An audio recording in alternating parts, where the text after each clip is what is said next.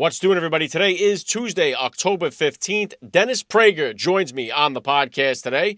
Identity politics take center stage in the Kamala Harris campaign. Mainstream media tries to downplay the Venezuelan gang takeover in Colorado, and we are just 21 days away from Election Day. I'm Alec Lace. This is The Alec Lace Show. The American family is under attack. Parents are the underdog of this nation. Your children are being indoctrinated. That's right. Your children. They do not belong to the state.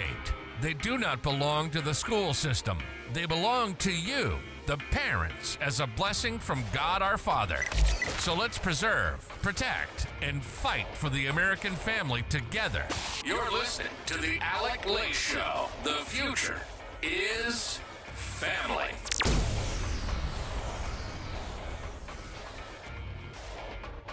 All right, here we go. Welcome, everybody, to the Alec Lace Show. I'm happy and honored, as always, to be here with you guys. Thank you for tuning in. If this is your first time watching the podcast, please get down there, hit the like button, share the broadcast, and do not forget to follow the channel. I stream here live, usually every Tuesday and Thursday at 1 p.m. on Rumble, but now, as we lead up to Election Day, I'm giving you guys 3 episodes a week, so I'm going live Tuesdays, Wednesdays, and Thursdays. Today, I got a phenomenal guest for you guys. Dennis Prager, the co-founder of PragerU, will be here with me in just a few minutes. If you missed out on last week's episodes, go back and take a listen.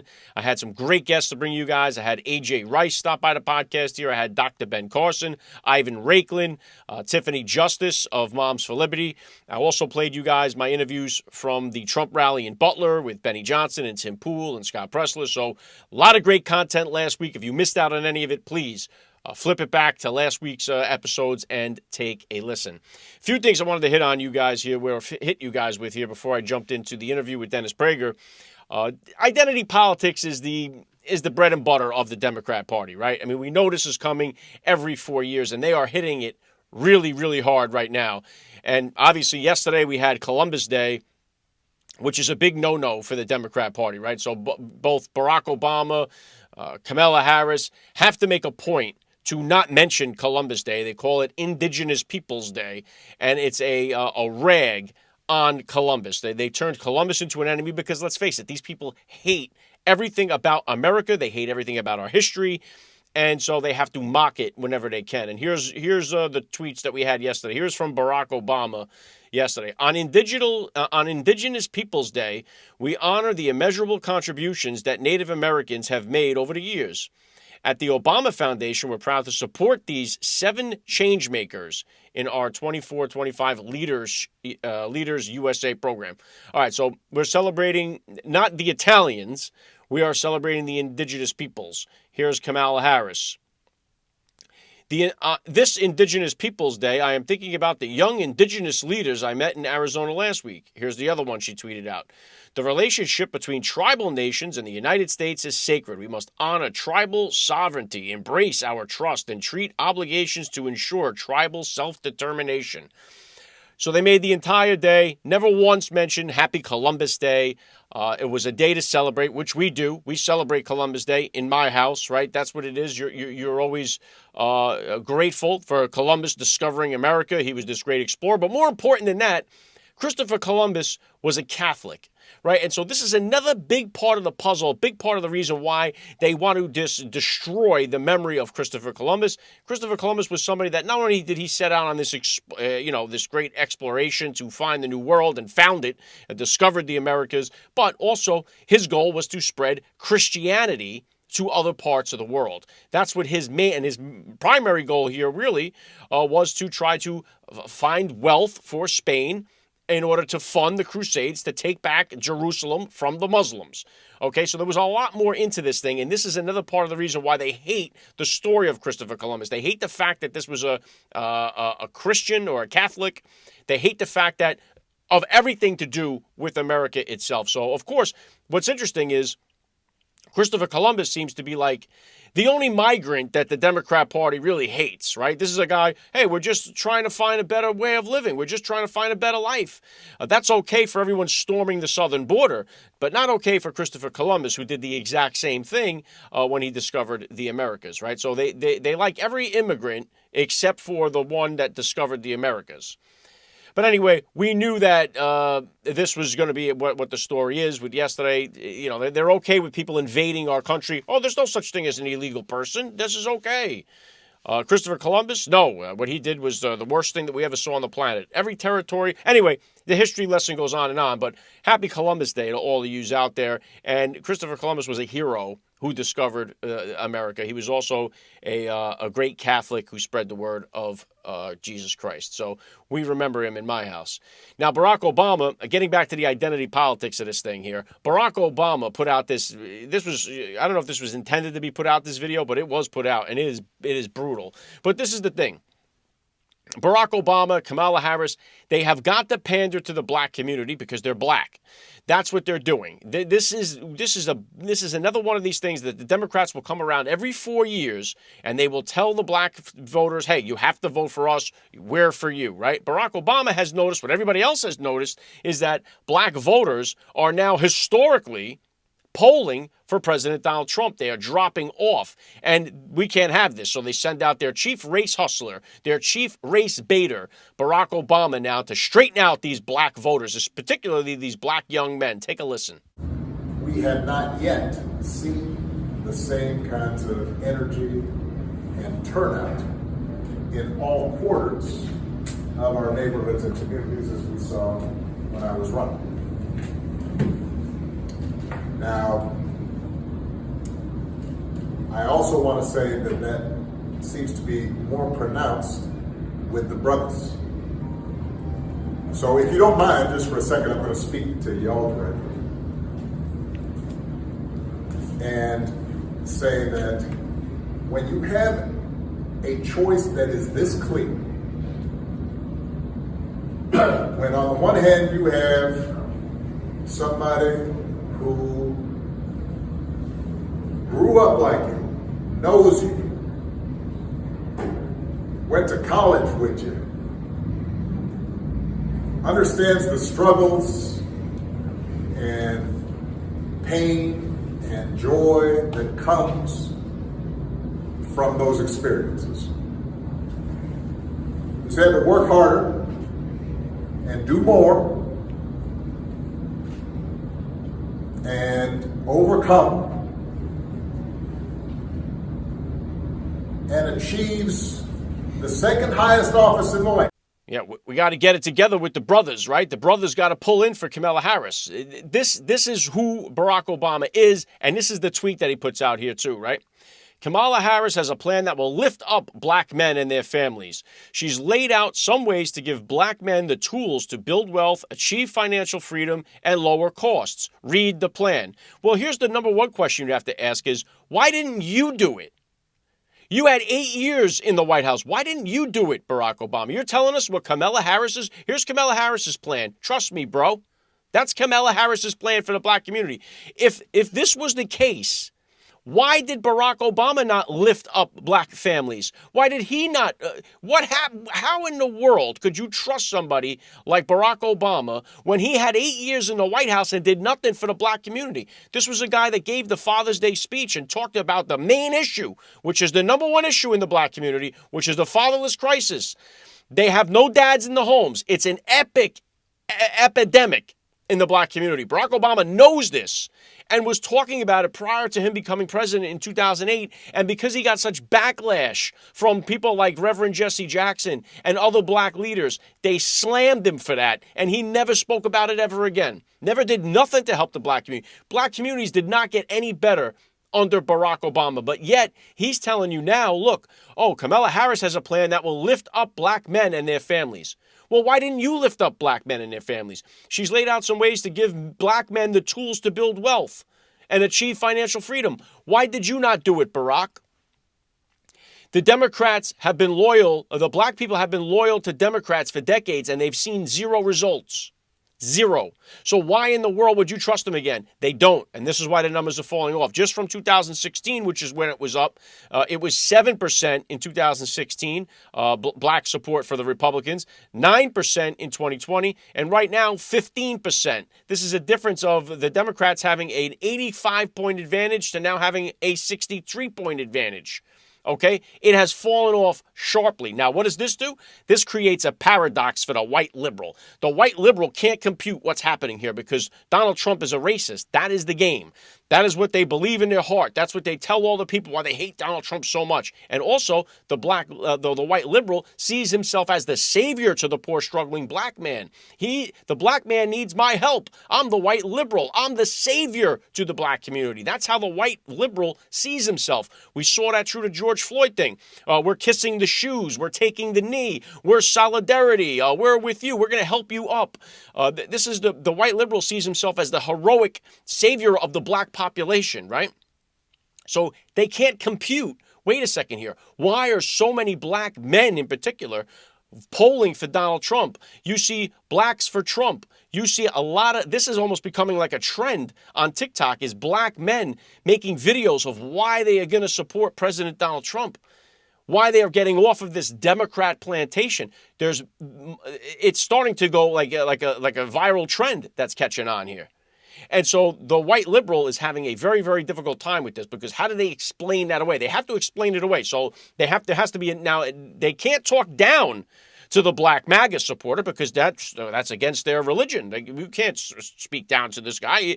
You have to do this in a different way. And they're very troubled on how to address this issue because if this many black people support Donald Trump, it means that their main thesis about Trump being racist doesn't hold any water. So they have to try to find a way to explain this. And it's created a big problem for them. Now, of course, this is to be expected every 4 years from the Democrat Party. They've been doing this since the 60s, right? And it's always about the promise and never about the delivery. And that's what happens from the Democrat Party to the black America. And it's not just black America, Hispanic America too. Any minority community. The Democrats, we're the party for you. We're the ones that are going to help you out, despite the fact that there's a long list of evidence where you haven't done anything. But here comes Barack Obama. Kamala Harris has a plan. She's going to lift you guys up, teach you how to take your families out of the poverty and give them financial freedom. Something that he didn't do. And so, again, are you going to fall for it? Are black Americans going to fall for this again? Or are they going to vote for somebody like Donald Trump who actually helped out the black community, who put them in a position to win? And I think a lot of black people can look at the 4 years of what happened under Trump and the 8 years of what happened under Obama and then 4 years under Biden.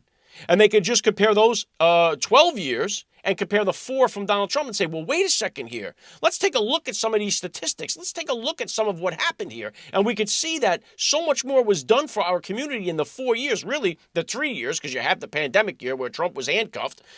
Trump was firing on all cylinders for the black community, despite the fact that they kept telling everyone how racist he was. You heard last week I had Dr. Ben Carson on here. Dr. Ben Carson knows Donald Trump very well. Not a sniff of racism from Donald Trump, and everybody knows that. So their whole theory goes out the window. Now, what's the other thing you have going on here? The mainstream media yesterday downplaying the Venezuelan gang problem, where we've seen the Venezuelan gangs take over these apartment complexes in Colorado. So they press J.D. Vance on this. And again, J.D. Vance, he hits a home run out of the park here with his answer and his response to these left-wing lunatics that came at him on ABC. Take a listen. The incidents were limited to a handful of apartment complexes, and the mayor said our dedicated police officers have acted on those concerns. A handful of problems. Only, Martha, do you hear yourself? Only a handful of apartment complexes in America were taken over by Venezuelan gangs, and Donald Trump is the problem and not Kamala Harris's open border? Americans are so fed up with what's going on, and they have every right to be. And I really find this exchange, Martha, sort of interesting because you seem to be more focused with nitpicking everything that Donald Trump has said rather than acknowledging that apartment complexes in the United States of America are being taken over by violent gangs. I worry so much more about that problem than anything else here. We've got to get American communities in a safe space again. And unfortunately, when you let people in by the millions, most of whom are unvetted, most of whom you don't know who they really are, you're going to have problems like this. Kamala Harris, 94 executive orders that undid Donald Trump's successful border policies. We knew this stuff would happen. They bragged about opening the border, and now we have the consequences, and we're living with it. We can do so much better, but frankly, we're not going to do better, Martha, unless Donald Trump calls this stuff out. I'm glad that he did. Right. Did you hear yourself speak? Only a handful. It's only a handful of apartment complexes being taken over by violent Venezuelan gangs. What are you getting so sore about? Unless it's your apartment complex, unless it's your family's apartment complex, then what do? But it's just, don't worry about those handful of people that are having to worry about going home every night. One of them being Cindy Romero. She is the one that took the video footage that went viral about these Venezuelan gangs coming through the apartment complex loaded to the teeth. And this is the video footage. Trump had her speak when he was out in Colorado. Here's what she had to say. And it's time for someone to admit there is a problem and to fix it. I was harassed in my properties. We were run out of our home after 4 years. The loud music, the destruction, the gunshots, the crime. We were being overran. The police are overwhelmed. Like a lot of you guys out there, you guys are also experiencing how the police have stopped coming to your calls. Yeah? It's not just me. It's all over the United States now. This isn't just affecting me. This is affecting all of you as well. We've got to get Trump back in office. And there's nothing to stop. We need to listen to this woman's warning because there is nothing to stop this from happening all over the United States. The problem is only going to get worse if we don't have somebody in there like Donald Trump that's going to secure the border. Even though despite the fact that Kamala Harris is telling you right now, I'm the best thing for border security. The Border Patrol have all endorsed Donald Trump because they know the difference between having a real leader and having somebody that's trying to pander to get votes, that as soon as she gets in there, just like her administration did the last time, undo every single possible thing that Donald Trump did and allowed the illegal immigrants to pour into the country. As a matter of fact, right now, there's another huge caravan worth of illegal immigrants or migrants headed to the southern border because this is their last-ditch effort. If Donald Trump gets in, the border closes, they ain't getting in. So now they're going to make a massive charge to the border to try to get in before Election Day or before Trump takes over in January. That's the fear that they have. And that right there shows you the fact that they are on the march shows you who is better for the border. They're scared. They're scared. You could just look at what their reaction is. If this was supposed to be just another 4 years of Kamala Harris being in and she was the incumbent and just going on to finish another term, there'd be no massive rush for these people to get over across the border because they would have their time. They would be able to take their time. Right now, they know that this is it. The window's closing. Trump gets in. It's over. Not only that, their relatives are getting booted over the wall. They're getting booted back over the border. And that's the way it needs to be. That is what must happen. We must have a mass deportation in this country. Americans are sick and tired of it. They have destroyed so many different cities in this country and so many different areas by flooding illegal aliens in there only so that they can redistrict, only so that they can try to help themselves stay in power. And that's the only thing. You guys have heard me harp on that time and time again. Talked about it with Tulsi Gabbard when I had her on the show here. That is what these people are about. They are dangerous. They hate this country, and they will stop at nothing to continue to destroy it. And so a big part of that is at the southern border, which they ripped open. Make no mistake about it, and which they will do again. All right, so let's turn this here. I got Dennis Prager joining me on the podcast. I'll tell you this much, guys. I'm an amateur when it comes to the Bible. Now, I do keep a copy. I have a small version of the New Testament. I keep that with me at all times. I try my best to read passages of the Bible, verses of the Bible every day. I have found throughout my life, and this is a big part. You guys hear me talk about this all the time. The two aspects that we're missing from our society, God the Father being removed from society, the Father from the home being removed from the home. And those two things are really crushing our society. But from my own personal journey, I know that the farther I get away from my faith, the farther I get away from God, the worse my life becomes. This has been a pattern in my life that I can look back on and see further away from God, further away from faith, life starts to go off track. Right? Further away from church, further away from reading the Bible, life starts to go off track.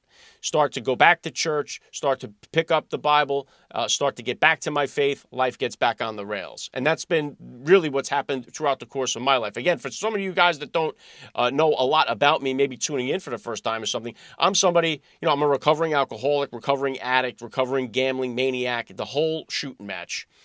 And part of my journey is that at one point in my life, I got a lifetime ban from Giant Stadium, the NFL stadium. And you fast forward that, the NFL has invited me to the last 6 Super Bowls to come and interview the players and coaches about fatherhood, family, and faith.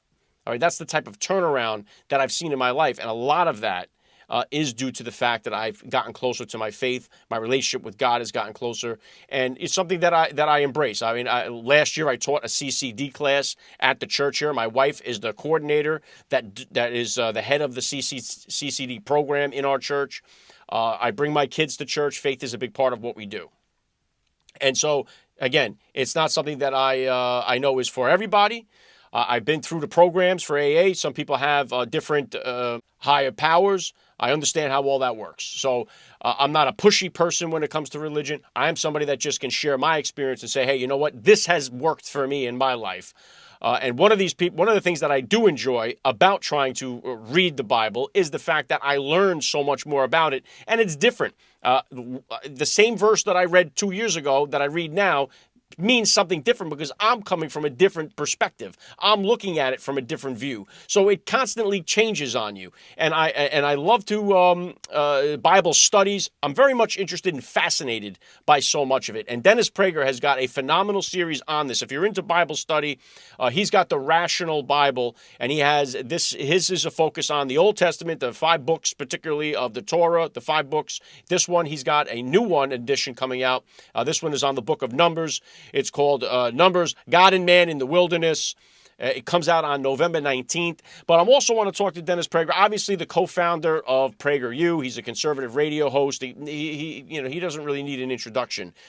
But he is one of these guys that and I know that Jordan Peterson is somebody too that does these Bibles. So I'm fascinated by hearing perspectives and different interpretations of the Bible, because the truth is, you take a little bit here, you take a little bit there, and you come to your own conclusion. And I think faith is such a big part of what we need in our country right now, and we definitely need it back in our school systems. We need it back in our homes, and we need it back in our hearts. So we're going to see how this all ties in. Listen, I know obviously there's a big part of this coming up here. We need Catholics to get out there and vote. I did the interview with Jack Posobiec. If Catholics come out and vote for Trump, Trump wins the election, hands down. We've got to get Catholics to the Christians and Catholics. We've got to get you guys to the ballot box, you guys and girls out there who are followers, because it means that much. How will the Jewish population be voting now? We have everything going on with Israel and Palestine right now. We see that the left is, all pro-Palestine. We see the right pro-Israel. So how is that going to affect the election? So we're going to talk about that with Dennis Prager. Again, he's got the new book coming out from his Rational Bible series, Numbers, God and Man in the Wilderness. I got the link to the book down there in the description below. Let's bring him on. You're listening to the Alec Lace Show. The future is family. All right, let's do this. Joining me now, Dennis Prager. Welcome to the Alec Lace Show. Good to be with you. Thank you. Well, I'm honored to have you here. I know you have a new book in your series coming out that I wanted to get to right here off the hibbity here. You got the book on Numbers. You do the Rational Bible. What could you tell the listeners here about this book that you got coming out and how it applies to what's going on today? So the most important set of books ever written, most influential, are the first 5 books of the Bible, to Jews and Christians, obviously, but they are the bases of the Western world. And unfortunately, the ignorance of the Bible is astonishing. The average 5th grader 100 years ago knew more about it than the average student at Harvard does today. So this is a calamity, because the wisdom of these books will change people's lives. I would just ask people to read the reviews of my first 3 volumes. This is the 4th of the 5 volumes. In Hebrew, it's called In the Wilderness. It's a much better title for the book than Numbers, but that's the way it is. And read how it's truly touched their lives in the deepest way. Even if you think you know the Bible, you will love my take on this. I know biblical Hebrew quite well, and I've been teaching this all of my life. It's totally relevant. I'll give one of. I can give you literally 100 examples, but I'll give one right now. One of the extremely important lessons of the book is it details how the Israelites, the Jews, the Hebrews, whichever term you wish to use, they left Egypt after hundreds of years of horrible slavery. And the first thing they do is complain, I mean, really complain to Moses, take us back to Egypt. The food was better. I mean, that's literally what it says. The food was better. We ate better. And even though they ate fine in the desert, but they had more variety of food as slaves. There's a great lesson here. People yearn to be taken care of more than they yearn for liberty. That is the reason that the left wins elections all over the world. They promise to take care of you. The price they extract is liberty. We'll take your freedom, but we will give you free health care and free lunches and free breakfast for your kids at school and free daycare and free tuition and free and free and free. And most people will trade their freedom for goodies. Yeah, well said. Yeah, trade your freedom for security is really what we've seen. And we saw that with the Patriot Act after 9/11. People say, well, I have nothing to hide. I'll give up. You can search whatever you want. Just go after the terrorists. And then we ended up giving up so much as a result of that. And just not to deviate, and I'll circle back to the book, but we just seen Barack Obama come out and make this pitch to Black Americans, specifically Black men. Hey, he said the brothers aren't supporting Kamala Harris the way they supported me. And you would have to look, and we see Trump polling so well with the Black community right now, more so than any other Republican, I think, in history. And I think a lot of that has to do with the fact that they've been promised so much from the Democrat Party and have never seen the results come in. They went through 8 years of Obama. We don't see any of the Black communities that got any better. We don't see the family units have gotten any stronger. We just see more chaos. And so sooner or later, the Black community is waking up and saying, wait a minute, we've been fooled once. Shame on me. Fool me 50 years in a row. Shame on you. By the way, what people have not noted about the Barack Obama talk is how utterly race-based it is. Vote, you're Black, she's Black, to the extent that she is Black, and I'm not being cute. It's, you know, she's Indian, she's half Indian and half, it's not clear, but let's say she was fully Black. The idea, I'm repelled by the idea of blood solidarity. I remember when Al Gore chose Joe Lieberman, who's a wonderful man and a wonderful Jew, to be his vice presidential running mate on the Democratic ticket, something that could not happen today because the Jew haters have taken over the party. She would be in the lead if she had picked Josh Shapiro, the governor of Pennsylvania, but he's a Jew and pro-Israel. That is now forbidden in the Democratic Party, where the left and Muslim anti-Semites have taken over. This is fascinating. Anyway, I remember I spoke to a very close relative of mine. I said, who are you voting for? And he says, Gore Lieberman. I go, why? He says, oh, it's the first Jew ever to be vice president. Of course I'm going to vote. And I didn't. I didn't give a damn. I never thought America was particularly anti-Semitic, so I didn't think that this was this great, immense achievement. It didn't matter to me, which is the most important. It shouldn't matter. We already had a Black president, so Blacks have to keep voting for Blacks. Isn't that disgusting of Barack Obama? He's not been called out on that. Hey, my brothers, it's so race-based.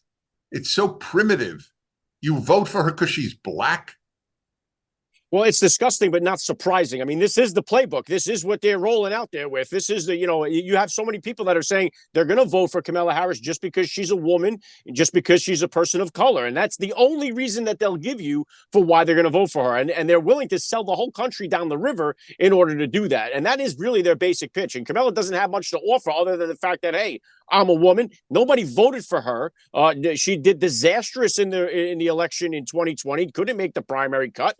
This year, nobody voted for her again. And I guarantee you, if she ran again in 2028, nobody would vote for her again, and she wouldn't make the primary. So this is a woman that was handed to the Democrat Party, not elected by the Democrat Party. And so the only reasons they do have is because of this, either race or because of the fact that she's a female. And that's really all they're running with.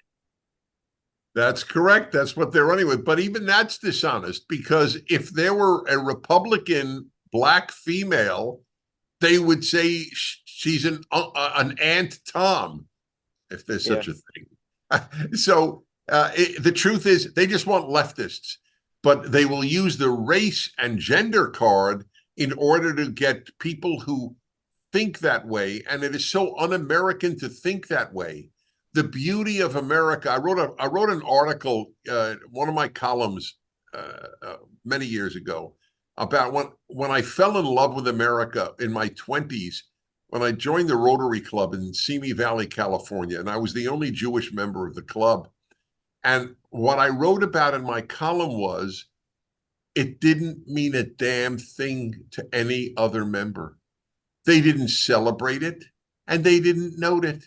It didn't bother anyone, and it wasn't a big deal to anyone. That's America. We don't care if you're a Jew. We don't care if you're a Catholic. We don't care if you're a Protestant. We don't care if you're an atheist. We don't care if you're black. We don't care if you're white. We don't care if you're male. We don't care if you're female. Will you do a good job? That's the American question.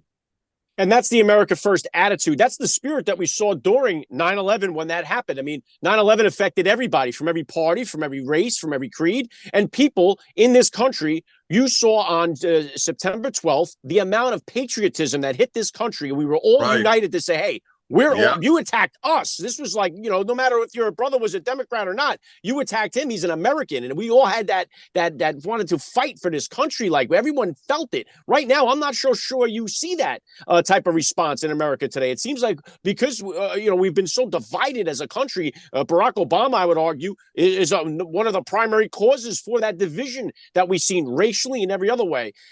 And go ahead. I want to get your comment on that. And then I want to add something else here. Well, yeah, you're 100% right. It was a heady and beautiful time. It's like another era that happened. And if America were attacked today, 3,000 Americans slaughtered by Muslim terrorists, as was done on 9/11.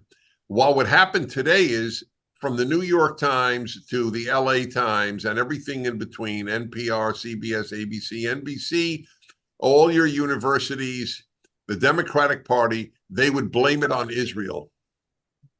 Yeah, that's true. And of course, like I said, I don't think we would see the same response that we saw, the camaraderie of pro-America. But one of the things I wanted to get to here, Dennis, is I know you focus here on God and the faith portion of this in the book. And I would argue that the two crucial things that have destroyed this country have been, number one, that the fatherless crisis and the nuclear family breaking apart, where you have the father taken out of the home. And then the second part being that God himself has been removed from so much of our society. I think that's the combination that I think if you can get the fathers back in the home and secure our nuclear family, get God back into our school systems and back into our society, those two things I think would solve 99% of our problems, no matter what political side of the aisle you're on. What's your take? So you're 100% right. We got rid of God in heaven, and we got rid of Father in heaven, and we got rid of the Father on earth.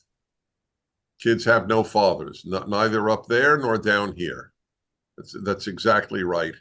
My life, I've convinced a lot of people to take God and religion seriously. I'm very proud of that fact. And all of that can be understood in the Rational Bible series. Again, you're having me on, and I appreciate it, for the latest book coming out in time for Christmas and Hanukkah. It's a lifetime of work to make these books. Well, it's called the Rational Bible because my vehicle to God and faith is reason. I ask the reader to take nothing on faith. I have to rationally explain everything, and I do. And that's why it's convincing. It's called the Rational Bible. And I got the link to your book and the entire series down there in the description below. And one of the things why I like what you're doing, I read the Bible almost every day. And one of the things that I have is Strong's Exhaustive Concordance. And I use it more than I probably use any other book that I have in the house, just because I'm fascinated by how many different meanings there can be. And you, somebody who obviously understands the Hebrew, I don't. And that's why that concordance really helps me, where there could be a whole series of different explanations or definitions to a word. And then I can start piecing together these sentences and say, okay, it starts to make a little bit more sense to me now what this scripture is actually talking about. So having somebody, because everybody has their own interpretation of what this means, what that means. But when you get a chance to actually break it down for yourself and you get to interpret it yourself, I think that's what really is beneficial to the reader. Yes, by the way, that's a great concordance. It's very helpful. I don't know New Testament Greek. I know Old Testament Hebrew. So I use it a lot to see what is really said as opposed to what is interpreted or translated into English. But the lessons of this book, one of my favorite stories is Balaam's donkey, which you probably know because you read the Bible, but most people have no idea what I'm talking about. And they dismiss it. Oh, wow, how silly, a talking donkey. There are only two animals that talk in the Bible, the serpent in the Garden of Eden and then this donkey. But the story is so profound, where the donkey turns out to be wiser than the pagan prophet who's riding the donkey. It's the only funny story in the Hebrew Bible, maybe in the whole Bible. and it is brilliantly funny. I mean, the way that the donkey outsmarts the pagan prophet Balaam, who's riding to this king who wants the Jews cursed. And by the way, what is it that Balaam says? Balaam says a very famous phrase, at least in Hebrew. This is a people that will dwell alone. And when I think today about how alone Israel is in the world, I gotta say that was pretty prophetic 3,000 years ago. Well, I don't think the donkey is wiser than the elephant today when we come into where we are. Oh, right that's now. a good one. I hadn't thought of that. That's very funny. And let me ask you this, because last week I had Dr. Ben Carson on the show, and I asked him this, and I'm kind of curious to get your take on this, because your book, obviously, this one latest edition with numbers dealing with doubting God. Is there luck in life, or is everything determined by God's will? One of the things that a lot of people point to with Trump surviving this assassination attempt that happened in Butler. He goes back there 84 days later for his triumphant return and the whole bit. We call this a miracle. God's got his hand on President Trump. God's watching over President Trump. And on the flip side of that coin is you had Corey Compatore that day who lost his life. So for his family, that day is a day of mourning. That area, that place is a place of mourning, where for us, it's a place that miracles happened. So how do you kind of combine that? How do you kind of rationalize that? The fact that we say God saved Trump that day, yet didn't save Corey Compatore. That's right. And therefore, I don't say God saved Trump. I don't know. And I don't think anybody should say it with certitude. You're allowed to believe what you want to believe, but I admire you for posing the question, because I've often thought about that. It's like the guy who survives, the only survivor of a plane crash. He goes, oh, God saved me. Okay, so God didn't save the 172 people, but he saved you? I don't think that way, and I'm a deep believer in God. But we don't know God's way, so why should we say these things? I understand why people say it, but if they want to be quote unquote rational, and we should be rational, the only way to make a good world is with God and reason. Reason alone leads to Harvard, and God alone leads to fanaticism. You need both. You need God and reason. And your question reflects the fact that you believe in both, because you asked a very rational question. What should the firefighter's family think? Oh, God didn't give a damn about my husband? Right. Well said. That is the pushback. And, recently I read, Nando Parado was one of the survivors of the Andes crash that happened in 1972, where they got stranded in the Andes Mountains for The 70 rugby days. team.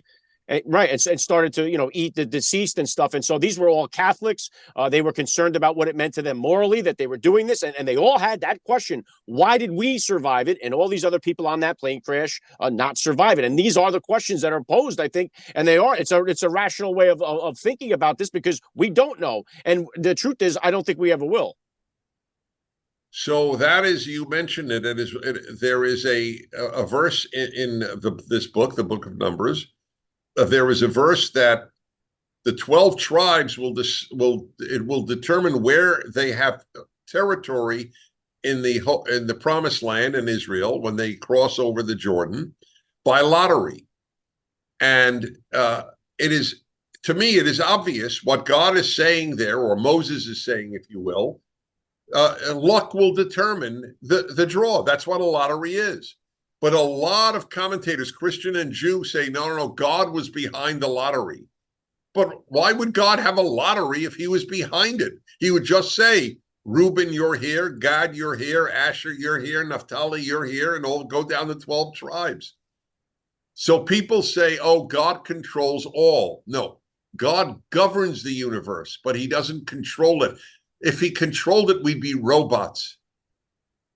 Right, and we are human beings with a free will. We don't follow the genetic code. Every other animal on this planet is following the genetic code, not us. We can make our own decisions for ourselves. And this is what's so fascinating about it. And this book of Numbers, too, it's just like, it shows you, too, that only God himself can stand so much complaining. Because not only did the Israelites complain about the food, but they complained about the weather. They complained about the journey. The whole thing was about them complaining, and God just canceled the trip on them, and they didn't make it to the Promised Land. So it was like, we all know there's head into the Promised Land. But the moral of this story is that they never got there. And it's because of all this complaining that they did. And only God himself could say, you know what, enough's enough on this, Well, it is interesting, as I point out again, nothing other than pure evil. That's why he destroys the world in the time of Noah.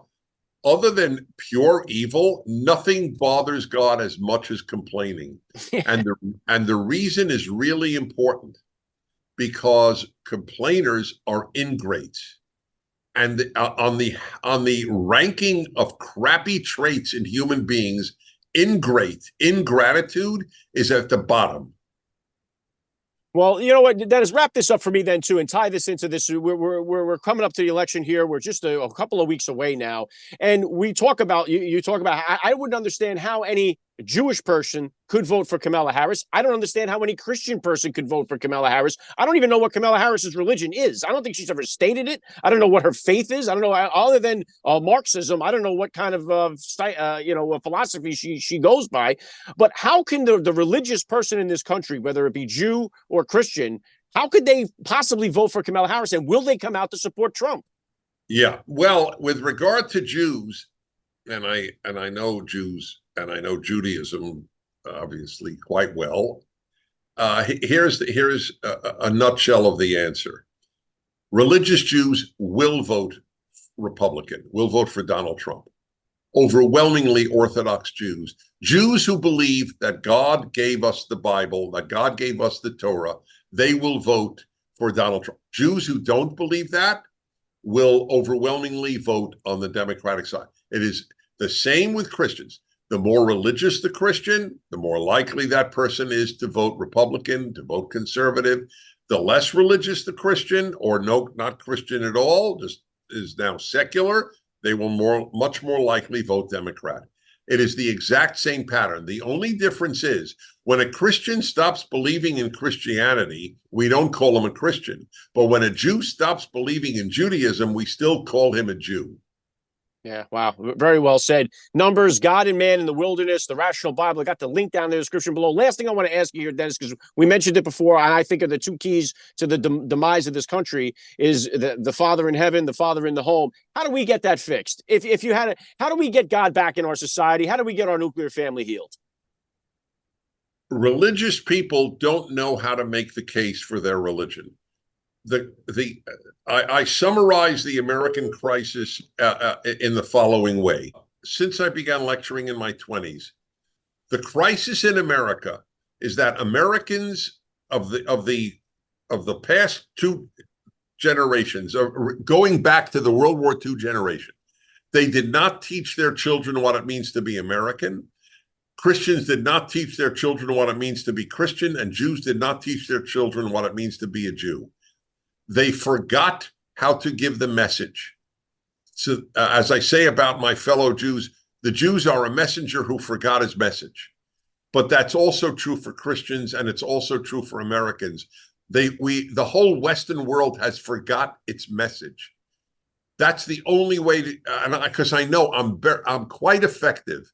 That's why we have billions of views at PragerU. I'm quite effective. And if people take it as a boast, I don't care. It's either true or not true. I bring a lot of people to God and religion, and it's done on a rational basis. Look at the crisis that secularism has created. The post-Christian, and this is a Jew saying this, the post-Christian world is a disaster. Only secular people say men give birth. Isn't that interesting? Yeah. Well, the whole world is upside down when it comes to that. And you got people now that actually are going along with it. And I think that's the problem. Too many people remain silent for too long. And it seems that's like to us here, Dennis, it seems like this just happened in 2024 or since the pandemic. But this has been coming. This ideology has been coming for decades. We were just asleep at the wheel watching sports and Academy Awards and TikToks, and we didn't see it coming. You got it. Asleep at the wheel. All right, Dennis Prager, PragerU, obviously you guys are doing tremendous work. Numbers, God and Man in the Wilderness, the Rational Bible. I got the link to the book down there in the description below. Dennis Prager, thank you so much. An honor to have you on. Love to have you on again down the line. We'll do it. All right, honored to have Dennis Prager on the podcast today. That was so cool. What you guys think about the interview? Hit me with a comment down below. Don't forget, while you're down there, like, subscribe, get involved in the live chat. That's pretty cool for me. Dennis Prager is a legend. PragerU, wildly successful. I learn a lot from it. And again, he's got the book series out. This new book, November 19th. I got the link to it down there in the description below. And again, I'm an amateur when it comes to this stuff. I am fascinated by it. I try to learn and grow and change and develop. And whenever I as I said before I brought him on, when I find myself getting further away from my faith, from church and from God, I find myself in my life getting off-centered, off track, off the rails. And I find that keeps happening. And then when I start to bring myself back into the faith, bring myself back closer to God, bring myself back to church, it's a noticeable difference that my life starts to get back on track. And I do that with my children. I try to be the example for them, to give them that faith in their life, and whatever faith that may be for you. Again, everybody, especially even in Christianity, we have there's so many different sections of the faith, right? You have Protestants and Catholics and Baptists and so on. But whatever it is for you, I do know that it's helped me in my life. I enjoy reading the Bible, both Old Testament and New Testament. I love to try to do some Bible study. As I said to Dennis Prager there, I have a Strong's Exhaustive Concordance. I love this thing. I wear it out. I love to look at the different meanings and interpretations of the different words, whether they be the Hebrew or the Greek. And so it's a lot of fun. Anyway, if you're into Bible study, The Rational Bible is something you can't miss by Dennis Prager. He's got the new one coming out, Numbers, God and Man in the Wilderness. The link to it is down there in the description below. And we got to get the Catholics out to vote. Catholics, if you're out there, you have got to vote. And I know that, listen, there's a big change and there's a shift going on with the Catholic Church. We see it with the leadership of Pope Francis. You guys have heard me talk about this. I brought on Father Frank Pavone. I've talked about it with many other people on this show here. Pope Francis has taken this church. He is he's got a different philosophy, a different vision. This is somebody who he seems to be against the conservatives in America. He seems to be against Donald Trump. And he is a Jesuit pope that we've never had before in the Catholic Church. This is a different section of catechism that we are seeing. And we have got to get the Catholics to the ballot box to vote for Donald Trump, or we are going to lose this country.